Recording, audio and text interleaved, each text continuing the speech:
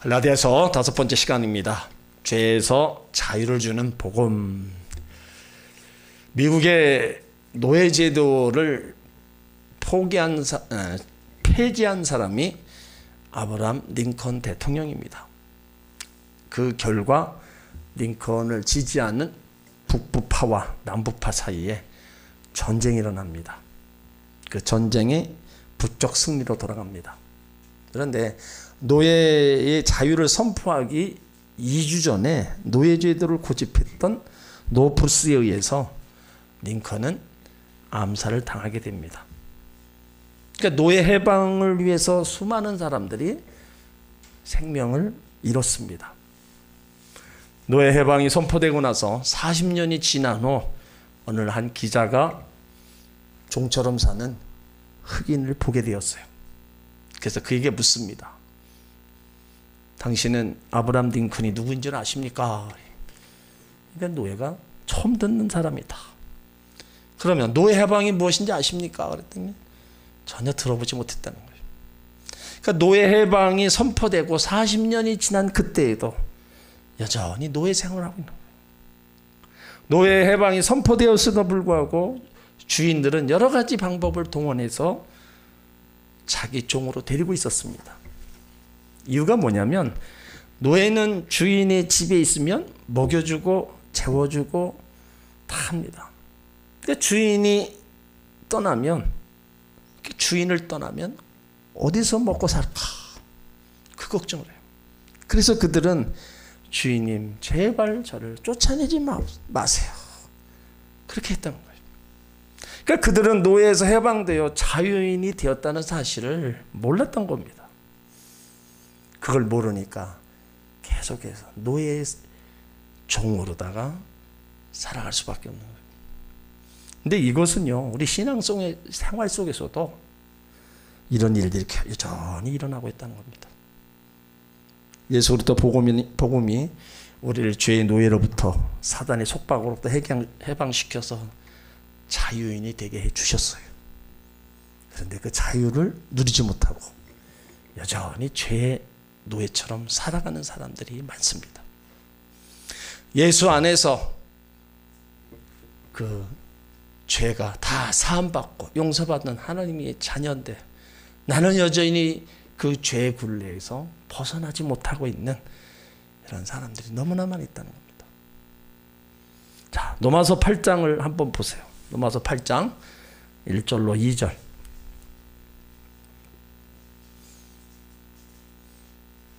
우리가 누구인가를, 어떤 존재인가를 우리는 분명히 알아야 됩니다. 로마서 8장 1절로 2절 다 같이 있습니다. 그러므로 이제 그리스도 예수 안에 있는 자에게는 결코 정죄함이 없나니 이는 그리스도 예수 안에 있는 생명의 성령의 법이 죄와 사망의 법에서 너를 해방하였습니다.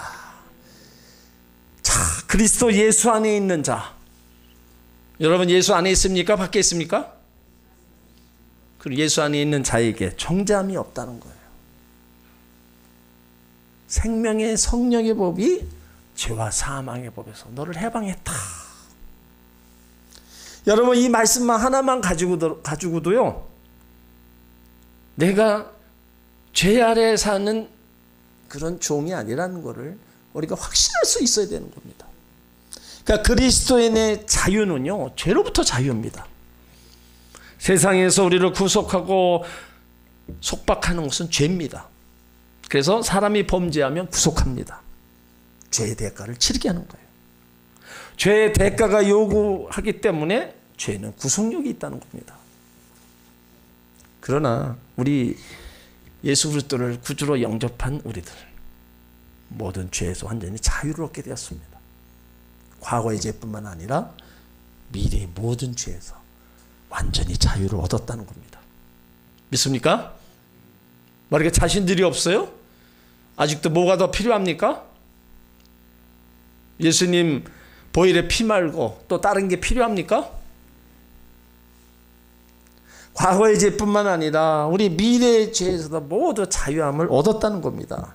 그 결과 나타나는 현상이 우리가 하나님을 아바 아버지라 부르게 됐다는 거예요.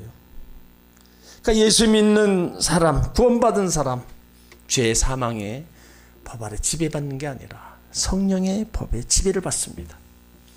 물론 믿음이 약해서 또 죄를 지을 수 있고 실패할 수 있습니다. 그러나 예수 이름으로 다시 하나님 앞에 나갈 수 있습니다.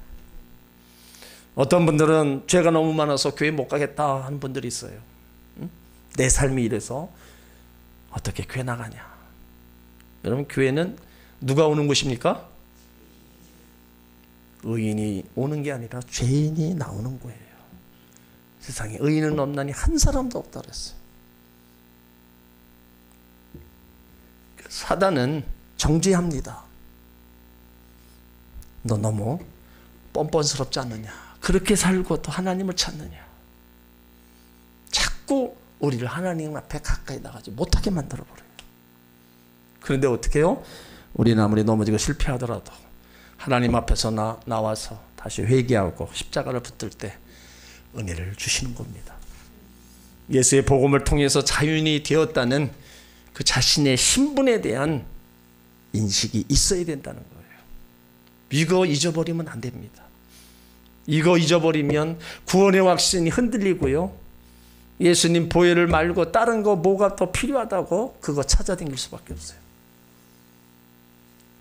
우리가 신앙생활하는데 구원의 확신이 없다면요, 신앙생활 정말 힘듭니다. 여러분, 구원의 확신이 있어야 내가 그것 가지고 내 하나님 앞에 간다는 확신이 생겼을 때 이 땅에서 당하는 여러 가지 일들을 다 이겨나갈 수가 있는 거예요.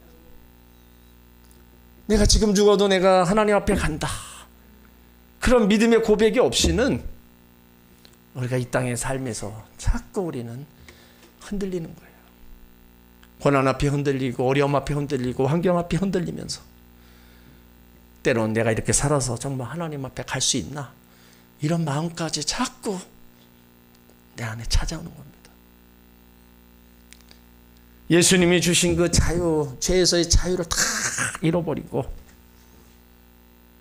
우리는 자꾸 다른 것을 통해서 그 자유를 누리려고 한다면 그거는 신앙생활을 잘못하고 있는 겁니다. 갈라디아 교회 성도들은요, 복음을 들었지만 복음의 자유를 누리지 못했어요. 그래서 오늘 사도 바울이 그들에게 오늘 권면하는 겁니다. 바울이 다메섹에서 부활하신 예수님을 만나죠. 그 후에 3년간 아라비아로 갔다가 예루살렘으로 올라갑니다. 베드로와 야고보와 함께 짧은 만남을 갔어요. 그래서 바울은 14년 후에 바나바와 함께 디도를 데리고 다시 이제 예루살렘으로 올라가는 거예요. 자, 오늘 1절에 보세요. 14년 후에 내가 바나바와 함께 디도를 데리고 다시 예루살렘으로 올라갔다. 이 지역에서 복음을 전하다가 예루살렘에 나타났습니다. 근데 이 본문 사건은 사도행전 15장에 나오는 예루살렘 공회 사건과 동일한 겁니다. 예루살렘 공회에 모이게 된 것은 안디옥 교회의 할례 논쟁 때문입니다. 바울의 1차 전도 여행 직후에 예루살렘에 내려온 일부 유대 기독교인들, 개종한 이방 그리스도인들이 할례를 받지 않으면 구원을 받을 수 없다고 주장한 거예요. 그 결과 안디옥 교회는 예루살렘에 있는 사도들 앞에서 이 문제를 해결하기 위하여 바울과 바나바를 파송합니다. 그때 보수파 유대주의자들, 바리새인파 개종자 유대인처럼 할례를 받아야 된다고 계속 주장했어요. 그 논쟁 끝에 베드로는 고넬료 가정을 방문한 것을 상기시키면서 이방 그리스도인들 그 율법 요구에 드는 것을 반대합니다. 그리고 사도 바울은 이방인들도 우리와 동일하게 주 예수 그리스도의 은혜로 구원을 얻게 됨을 선포하는 겁니다. 그 결과 야고보 사도가 이방 선교는 구약 예언의 성취임을 밝히면서 이방인에게 할례 행하는 것을 거부합니다. 그 결과 바울이 전한 복음, 할례와 율법 없는 복음으로 인정받게 된다는 거예요.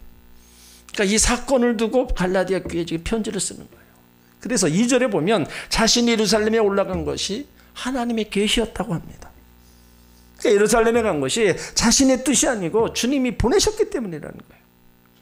자신이 이방인의 복음을 전하며 수고한 것이 헛되지 않게 하며 고백합니다. 그리고 제자 디도를 데리고 갔는데 이방인 가운데 예수님을 믿는 자였어요. 유대인들이 할례를 받아야 되는데 공격했지만 3절에 보면 디도에게 할례를 행하지 않았다고 그랬어요. 그 이유가 뭐냐? 4절에 있습니다. 자, 4절에 있습니다. 이는 가만히 들어온 거짓 형제 까닭이라. 저가 가만히 들어온 것은 그리스도 예수 안에서 우리의 가진 자유를 엿보고 우리를 종으로 삼고자 함이로되. 여기 가만히 들어온 거짓 형제는 유대주의자들입니다. 형제인데 어떤 형제들이에요? 예수 안 믿는 형제들이에요. 그들 마음속에는 예수가 없습니다. 복음도 없어요. 4절에 우리가 가진 것을 엿보았다. 엿보다, 살피다, 수사하다의 뜻을 가지고 있어요. 무엇을 살펴요? 복음으로 거듭난 자를 자신들처럼 만들려고 합니다. 자신들처럼 신앙생활하지 않으면 비난합니다. 처음 복음 받고 은혜에 감격해서 믿음의 생활하면 아직도 멀었다. 이제 초신자가 무엇을 한다고 그러느냐. 신앙에 뿌리가 있어야지. 다른 사람을 비난하고 정죄한다는 거예요. 뜨거움만 갖고서 안 된다. 삶이 살아야지. 결국 자신의 공로를 강조하는 거예요. 그리고 마지막에 가서 우리를 인해서 십자가에 주신 예수의 보혈의 능력을 약화시킨다는 거예요. 다른 유대주의자들, 예수 믿지 않는 형제들이 잘 믿는 하나님의 사람들에게 와서 자꾸 비난하고 정죄하는 거예요. 너는 그렇게 예수 믿으면 안 된다. 그렇게 믿어가지고 구원을 받겠니? 자꾸 비난하고 정죄하는 거예요. 그래서 사도 바울이 5절에 이 복음의 진리가 항상 너희 가운데 있게 하려니라. 흔들리지 말라는 거예요. 옆에서 누가 자꾸 와서 비난하고 정죄하고 그래도 흔들리지 말라는 거예요. 여러분, 우리가 복음의 완전한 자리에 그 진리에 서지 못할 때 우리 신앙은요, 그 믿음은 흔들립니다. 예수 그리스도의 복음은 우리를 자유케 한다 그랬어요. 어디서 자유해요? 죄의 세력에서, 영향력에서 자유합니다. 그런데 거짓된 복음은 우리를 다시 죄의 종으로 삼는 거예요. 그러니까 여기에 우리가 흔들리면 안 되는 거예요. 하나님 말씀이 분명히 우리 가운데 주셨고 그 말씀을 믿는 우리라면 절대로 흔들림이 없어야 된다는 거예요. 자, 로마서 6장 6절로 7절을 한번 보세요.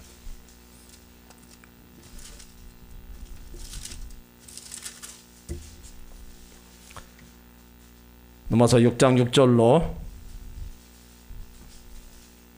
7절 같이 있습니다. 우리가 알거니와 우리 옛사람이 예수와 함께 십자가에 못 박힌 것은 죄의 몸이 죽어 다시는 우리가 죄에게 종노릇하지 아니하려 함이니 이는 죽은 자가 죄에서 벗어나 의롭다 하심을 얻었습니다. 자, 우리가 알거니와 우리 옛사람이 예수와 함께 십자가에 못 박힌 것은 죄의 몸이 죽어 다시는 우리가 죄에게 종노릇하지 않게 하렵니다. 이는 죽은 자가 죄에서 벗어나 의롭다 하심을 얻었습니다. 예수의 복음은요, 우리를 모든 죄 형제했던 자리에서 자유케 하십니다. 그래서 진리를 알지니 진리가 너희를 자유케 하리라. 복음을 듣고 진리의 말씀이 우리 속에 있을 때 자유와 기쁨이 있습니다. 그러니까 이 기쁨이 있을 때 죄를 이기게 되고요, 하나님의 은혜가 넘칠 때 자유가 있습니다. 죄의 모든 영향력에서 벗어납니다. 우리를 얽매고 있는 모든 율법에서 자유하게 됩니다. 그러나 방종은 아닙니다. 하나님의 은혜에 감격하여 사는 동안에 더 의롭게 거룩하게 살아가는 거예요. 여러분, 우리가 예수 그리스도를 구주로 영접할 때 우리의 신분은 하나님 자녀가 되는 겁니다. 죄의 종되었던 자리에서 벗어나 노예 생활에서 벗어나 자유인이 된 거예요. 이거를 확실히 여러분이 믿어야 됩니다. 사단은 항상 우리가 하나님 자녀로 살도록 하는 것이 아닙니다. 죄의 종처럼 살도록 우리를 유혹하는 거예요. 그 이유가 뭐예요? 예수의 복음으로서는 부족하다고 생각하는 겁니다. 하나님 은혜로 믿음으로 구원받았다면서 자기 선행, 공로주의 사상이 우리 속에 깊이 들어와 있어요. 안타까운 겁니다. 때론 신방하다가 구원 얘기를 하면 머뭇거리는 분이 있어요. 교회도 제대로 안 나가고 기도 생활도 안 하고, 그런데 내가 천국이나 갈 수 있나? 내가 구원 받았나? 여러분, 그 소리 들으면요 아주 가슴이 억장이 무너져요. 정말입니다. 그렇게 외치는데도 전혀 딴소리 하는 걸 보면, 그래서 구역장님들은요 그거를 확실하게 심어줘야 돼요. 확실하게 그걸 심어주지 않으면 자꾸 딴소리 하십니다. 그거 보고 아무 생각이 없다, 그거면 뭔가 잘못된 겁니다. 다른 뭔가가 필요하다고 자꾸 뭔가를 찾아 나서는 거예요. 그렇다면 예수님이 흘리신 보혈의 피는 뭡니까? 그 보혈의 피 한 방울 가지고도요 온 인류가 다 구원받고도 남습니다. 그런 능력이 있는데 우리는 자꾸 선행을 따지고 뭘 따지고 율법에서 뭔가를 해야 내가 하나님 자녀로 구원받은 백성으로 천국 갈 수 있다고 주장하는 사람 많이 있어요. 여러분, 여기에서 빨리 벗어나셔야 돼요. 하나님은 예수부터 복음을 통해서 우리를 붙잡고 있는 사단의 권세에서 하나님의 자녀로 부르셨습니다. 모든 죄의 영향력에서 해방시켜 주시고 자유를 주셨다는 거예요. 그러므로 우리가 말씀에 순종하기만 하면 죄종이 아니라 하나님 자녀, 자유인입니다. 그거를 분명히 아시길 바랍니다. 오늘 6절에 보면요, 당시 예루살렘 교회 유력자였던 베드로, 야고보, 요한 같은 사도들, 가장 영적 권위를 가진 자들이 나와요. 그런데 바울은 이들에게서 아무것도 받은 것이 없다는 겁니다. 그들이 어떤 사도였는지 문제될 것이 없고 하나님을 결코 사람을 예물로 취하지 않는다고 얘기하고 있어요. 그러니까 복음의 진리를 받은 자는 하나님 앞에서 모두가 똑같다는 겁니다. 차별이 없다는 거예요. 외모로 취하시지도 않지만 차별 두지 않는다는 겁니다. 여러분, 구원받는데 차별 둔다고 생각해 보세요. 너는 잘나서 되고 너는 못생겨서 너는 안 되겠다. 너는 부자니까 되고 너는 가난해서 안 되겠다. 차별한다면은 하나님 앞에 설 자가 누가 있어요? 하나님은 그런 하나님이 아닙니다. 결코 외모로 보지 않으세요. 그 사람의 신분도 보지 않고요, 그날의 환경 여건도 보지 않습니다. 그냥 다 하나님의 자녀로 다 보시는 거예요. 그래서 오늘 8절에 보면은요, 베드로에게 역사하사 그를 할례자의 사도로 삼으신 이가 또한 내게 역사하사 나를 이방인의 사도로 삼으셨느니라. 그러니까 바울은 베드로를 통해서 유대인에게 복음이 전파되도록 사도로 세우신 그리스도께서 이방인에게 복음 전하기에 자신을 사도로 삼으셨다는 겁니다. 그러니까 베드로는요, 유대인들을 위해서 복음을 전했습니다. 근데 이 바울은요, 이방인 선교를 위해서 하나님 택한 자예요. 그러니까 베드로가 유대인의 복음 전파로 세운 사도라면 나는 이방인의 복음을 전하는 사도로 세움받았다. 그러니까 사도로 부름받은 것은 하나님의 섭리, 뜻, 그 부르심에는 본질적으로 뭐예요? 하나님이 부르셨다고 고백하고 있어요. 베드로 사도에게 역사하신 하나님이 내게도 역사하셔서 이방인 사도로 세우셨다. 베드로에게 역사하신 하나님이 바울 안에서 역사하시는 분이다. 그러니까 사도 바울은 복음 전파의 사명을 주신 분이 한 분이기 때문에 가는 길이 다르더라도 복음 전파의 같은 사명을 감당하고 있다는 거예요. 또 9절을 봅니다. 9절 같이 있습니다. 또 내게 주신 은혜를 알므로 기둥같이 여기는 야고보와 게바와 요한도 나와 바나바에게 교제의 약속을 하였으니 이는 우리는 이방인에게로 저희는 할례자에게로 가게 하려 함이라. 예루살렘 사도들은 그리스도께서 바울에게 베푸신 은혜가 무엇인지 알았어요. 이방인들을 위해서 사도로 세움을 받았다는 겁니다. 복음의 진리를 계시해 주셨다는 거예요. 그 결과 야고보, 게바, 요한, 바울과 바나바가 친교에 악수를 했다는 거예요. 여러분, 악수를 아무나 합니까? 친한 사람끼리 하는 거예요. 우리는 똑같이 다 복음의 사도로 전하는 자로 부름받았구나.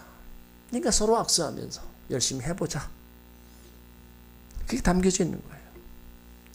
그들의 복음의 진리가 하나라는 것을 인정하는 것이었습니다. 바울이 오늘 갈라디아 교회 성도들에게 무엇을 말씀하고 있어요? 모든 것이 하나님의 은혜인데 그 은혜를 주신 하나님은 하나라는 겁니다. 하나님의 은혜 받고 사역하는 사람들은 여럿입니다. 하지만 그 은혜를 주신 분은 오직 한 하나님이시라는 거예요. 그러니까 이 말씀을 통해서 하나님이 우리에게 무엇을 말씀하세요? 복음의 진리는 하나라는 겁니다. 성도들은요, 하나 되기 위해서 모인 자들이 아니라 예수 안에서 하나이기 때문에 모인 사람들이라는 거예요. 이미 하나가 되게 만들어 주셨어요. 우리가 무엇에 하나가 되었어요? 하나님을 아버지라 부르잖아요. 예수 그리스도를 주라 고백합니다. 우리를 다 예수 그리스도의 몸의 지체라고 얘기하고 있어요. 그러니까 오늘 우리 이 자리에서 예배드리는 여러분들이 하나님께 부름받은 한 성도들입니다. 우리 안에 역사하시는 분도 하나님이시고요. 우리 안에 은혜 베푸시는 분도, 우리를 감찰하시는 분도 한 하나님이십니다. 그러므로 예수 그리스도의 복음은 어디를 가든지 언제 어디서나 동일하다는 겁니다. 이 복음의 진리, 로마 헬라의 신비하고도 다양한 변덕이 심한 그런 신들이 아닙니다. 하나님은 어제나 오늘이나 영원토록 동일하십니다. 예루살렘에서 사도들이 전했던 복음, 바울이 소아시아에 전했던 복음이 다 같습니다. 복음은 전 세계적이며 우주적입니다. 아프리카의 오지에서 듣는 복음이나 중국을 넘어 중앙아시아에서 듣는 복음, 대륙을 넘어서 저 시베리아에서 듣는 복음, 예수가 그리스도임을 전파할 때는 뭐예요? 다 같은 복음이라는 겁니다. 그런데 이단들은 대부분 지역적이고 자신들만 독특한 문화를 가지고 있다고 얘기합니다. 아니에요. 예수 그리스도의 복음은 결코 지역적인 것에 매이지 않습니다. 장벽이 없어요. 그래서 복음은 언제 어디서도 소통이 되는 겁니다. 사람이 기질이 다르고 은혜 받는 방편도 다릅니다. 신앙생활 오래 한 사람, 처음 믿는 사람, 출신 지역이 다르고 삶의 스타일도 다릅니다. 그러나 예수 그리스도의 복음 안에서 다 하나가 될 수가 있어요. 우리가 진리 안에서 자유케 하는 복음을 받았다면 우리는 더 이상 죄의 종이 아닙니다. 생명의 성령이 법을 주셨고 성령님과 동행하게 되었어요. 우리 안에 성령이 내주하고 계십니다. 우리 중에 그 누구라도 예수 그리스도가 필요 없이 성도가 된 사람 하나도 없어요. 예수님 십자가가 필요 없이 구원받은 자들도 없습니다. 우리는 복음 안에서 다 한 가족입니다. 사단은 교회 공동체 속에서 자꾸 너와 나는 다르다, 신앙의 수준이 다르다, 이런 생각을 갖게 해요. 그 죄의 가장 큰 특징 가운데 하나가 분리시키는 겁니다. 그러니까 오늘 갈라디아 교회 속에서 거짓 복음이 들어와서 사도가 전한 복음으로서는 불가능하다는 것을 가르쳤어요. 그러니까 바울이 전한 복음을 받고 다른 사람들이 거짓 복음 전하는 자들이 와서 들으니까 자꾸 혼돈되는 거예요. 우리가 말씀을 제대로 확실히 알지 않으면 자꾸 우리가 귀를 기울이는 겁니다. 아, 전혀 새로운 말씀이네, 들어보지 못한 거였네, 거기에 우리가 가까이 가서 빠지게 되는 거예요. 우리는 하나님을 알되 심소 알아야 됩니다. 그래야 우리가 믿는 이 복음이 절대로 흔들림이 없는 겁니다. 우리 신앙은 예수 그리스도께서 다시 이 땅에 오사 그 나라로 인도하실 때까지 우리는 굳건히 바로 서서 달려가야 됩니다. 마지막 그날까지 신앙과 믿음을 지키면서 다시는 죄의 종이 아니라 의의 도구로서 하나님 앞에 쓰임받아야 될 줄 믿습니다. 예수 그리스도의 그 주신 죄에서 자유함, 여러분 대단한 겁니다. 그 누구도 거기서 우리를 빼앗아갈 자가 없다 그랬어요. 그러므로 그거 하나만이라도 여러분 분명히 갖고 신앙생활 하시기 바랍니다. 예수 그리스도 나의 영원한 구원자, 그 예수 그리스도의 보혈의 피로 나는 죄에서 자유함을 얻었다. 하나님이 주신 은혜 속에 하나님을 아버지라 부르고 예수 그리스도를 주라고 고백하는 하나님의 자녀다. 그 고백, 그 믿음으로 가시기 바랍니다. 그래야 사도들이 전해준 복음이 참 복음이에요. 여기서 벗어나면 거짓 복음에 매어 쫓아가면 영혼도 멸망당하는 거고요, 삶도 다 망하는 겁니다. 그런 사람이 되어서는 안 됩니다. 주님 안에서의 자유함을 마음껏 누리시길 바랍니다. 그 자유를 예수님이 주셨어요. 그것을 절대로 빼앗기시면 안 돼요. 다시는 종의 명예를 매서도 안 됩니다. 주님이 주신 이 자유, 죄에서의 자유, 이곳으로 인해서 더 힘을 얻고 믿음의 굳건히 서서 달려가시기를 주의 이름으로 축원합니다. 아멘.